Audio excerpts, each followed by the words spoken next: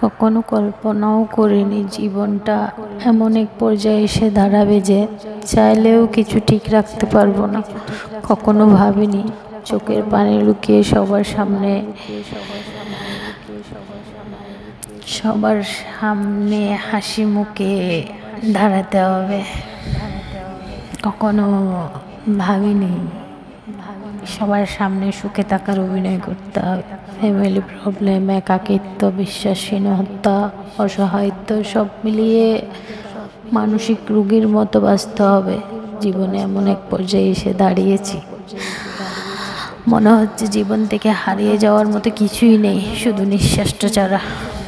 জীবনে কোনো পূর্ণতা একদমই নেই, যা আছে কেবল শূন্যতা। আজকের আকাশটাও আমার মনের মতোই কালো হয়ে আছে, জানি না কখন ঝুম বৃষ্টি নামবে। এই যে নেমে গেল ঝুম বৃষ্টি, দেখতে দেখতেই বৃষ্টি চলে আসলো। কেমন লাগলো জানাবেন। থ্যাংক ইউ এভরিওয়ান সাথে থাকার জন্য।